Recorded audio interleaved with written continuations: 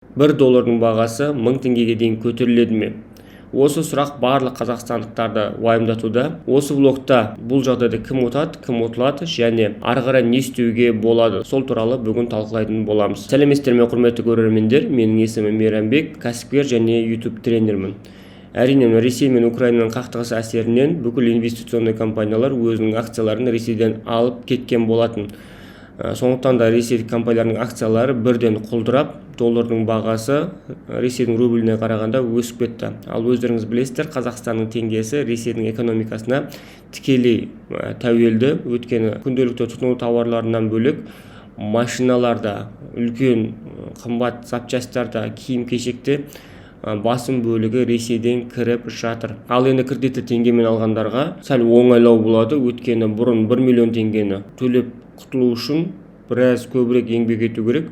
Ал инфляция бағамы өскендіктен кредитті төлеу оңайға түседі. Бірақ кредитті төлеу оңайға түскенімен кәдімгі күнделікті тұтыну тауарлар қымбаттағандықтан, өткен барлық шетелден келіп жатыр, доллармен келіп жатыр. Тұтынушыларға басқа жағынан, кәдімгі қарапайым адамдарға басқа жағынан өзінің ауырлығын тигізетін болады. Әрине, өзім YouTube'пен алысқандықтан, YouTube'пен алысатындарға табысы доллармен түсетіндіктен оларға сәл тиімділеу болады.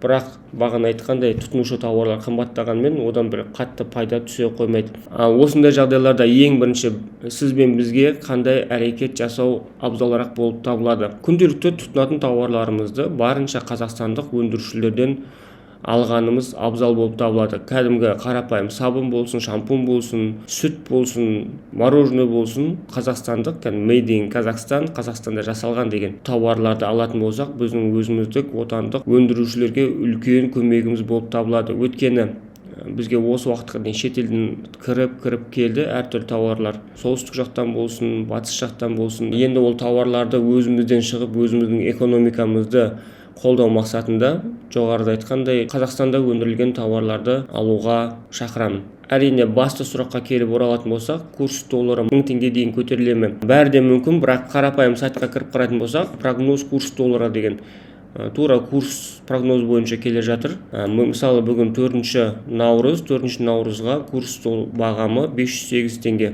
Бір айға шаққандағы болжамға келетін болсақ, 7 наурызға шейін 505-ке көтеріледі деп қойған. Бірақ қазірдің өзінде 508, бүгіннің өзінде 508-ге дейін көтеріліп тұр.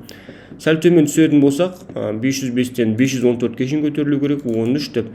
Ең пигі 4 апрельге шейін 540-қа шейін көтеріледі деп болжап отыр. Мақұл 570-ке шейін көтерілетін болса да, ол да әбден мүмкін. Өйткені мынау Ресей мен Украина қақтығысы доғармағанша курс доллары өсе беретін болады. Курс бағамы 1000 теңге болмаса да, бүгіннің өзінде 700 теңгеге дейін көтеріліп кететін қауіп төніп тұрған еді. Бірақ ұлттық банк пен қаржы институттары доллардың курсын ұстап қалу инструменттерін қолдана отырып, осы қазіргі көріп отқандай деңгейде ұстап отыр. Бірақ бұл қаншалықты деңгейге дейін осы бағамды ұстап тұрады?